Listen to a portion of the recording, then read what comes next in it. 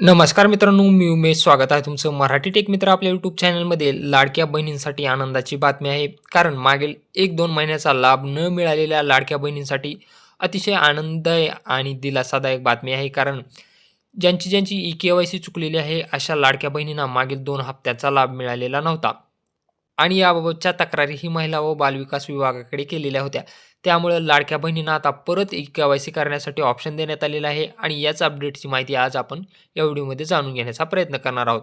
आपण सर्वप्रथम हे अपडेट देण्याचा प्रयत्न करत आहोत. त्यामुळे अशाच नवनवीन अपडेटसाठी आपल्या चॅनलला सबस्क्राईब करा आणि बेल आयकॉनला प्रेस करायला विसरू नका. 31 डिसेंबर 2025 ही लाडकी बहीण योजनेची ई-के-वाय-सी करण्यासाठीची अंतिम तारीख होती. परंतु या तारखेमध्ये काही लाडक्या बहिणी ई-के-वाय-सी करू शकल्या नाहीत किंवा काही लाडक्या बहिणींची प्रश्नांची उत्तरे देण्यामध्ये चूक झालेली आहे. त्यानंतर त्यांचा लाभ बंद झाला आणि त्यांना मागील 2 हप्ते मिळालेले नव्हते. अशा लाडक्या बहिणींसाठी चिंता वाढलेली होती. परंतु त्यांच्यासाठी आनंदाची बातमी आहे. त्यांना परत एकदा ई-के-वाय-सी करण्यासाठी ऑप्शन देण्यात आलेले. तुम्ही पाहू शकता ladkibaheen.maharashtra.gov.in ही वेबसाईट ओपन केल्यानंतर तुम्हाला इथं एक नवीन ऑप्शन पाहायला मिळेल. इथं तुम्ही पाहू शकता ही ई-के-वाय-सीची संधी फक्त त्या लाभार्थ्यांना आहे ज्यांच्याकडून ई-के-वाय-सी करताना चुकीचे पर्याय निवडण्यात आले आहेत किंवा आले होते. ही ई-के-वाय-सी कोणी करायची आहे? ज्यांना मागील 2 हप्ते मिळालेले नाहीत, त्यांची ई-के-वाय-सी करत असताना काही चूक झालेली आहे, अशाच लाडक्या बहिणींनी ही ई-के-वाय-सी करायची आहे. ही सर्वांना ई-के-वाय-सी करण्याची आवश्यकता नाही.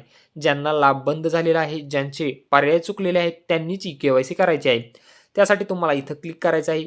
इथं क्लिक केल्यानंतर परत एकदा लाभार्थी महिलेचा आधार कार्ड क्रमांक टाकायचा आहे, कॅप्चा कोड टाकायचा आहे आणि सेंड ओ-टी-पी मी सहमत आहे यावरती टिक करून ओ-टी-पी पाठवा यावरती क्लिक करायचं आहे. आधार रजिस्टर मोबाईल नंबरवर ओ-टी-पी येईल. ओ-टी-पी व्हेरीफाय करून घ्या. त्यानंतर विवाहित, अविवाहित तुम्हाला विचारलं जाईल.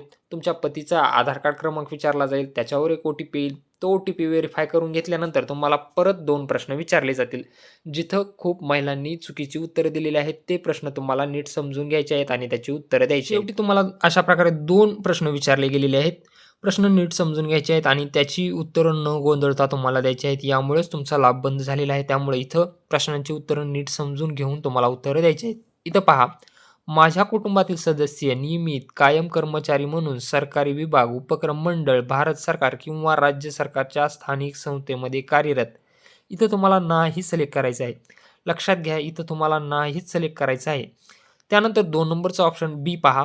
माझ्या कुटुंबातील सदस्य नियमित कायम कर्मचारी म्हणून सरकार विभाग, उपक्रम मंडळ, भारत सरकार किंवा राज्य सरकारच्या स्थानिक संस्थेमधून सेवानिवृत्तीनंतर निवृत्ती वेतन घेत नाहीत. इथं टिक करायचं. तुम्हाला दोन्हीला टिक मार्क नाहीला करायचं आहे.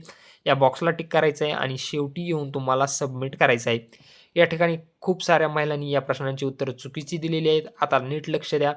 तुम्ही प्रश्न नीट समजून घ्या आणि त्यानंतर याची उत्तरं द्यायची आहेत. प्रश्न तुम्हाला समजत नसतील तर कमेंट बॉक्समध्ये नक्की विचारा. तुम्हाला काय तिथं सिलेक्ट करायचं आहे याचंही उत्तर आपण तुम्हाला कमेंटमध्ये नक्की सांगू. आता अशा प्रकारे चुकीची ई-के-वाय-सी करू नका. थोडासा वेळ घ्या.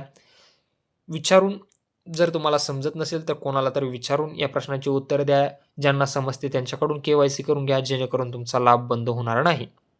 असं हे महत्त्वपूर्ण अपडेट होतं. अपडेट आवडलं असेल तर लाडक्या बहिणींसोबत नक्की शेअर करा. ज्यांचा हप्ता बंद झालेला आहे त्यांना हा व्हिडिओ शेअर करा आणि त्यांना बरोबर ई-के-वाय-सी करण्यासाठी सांगा.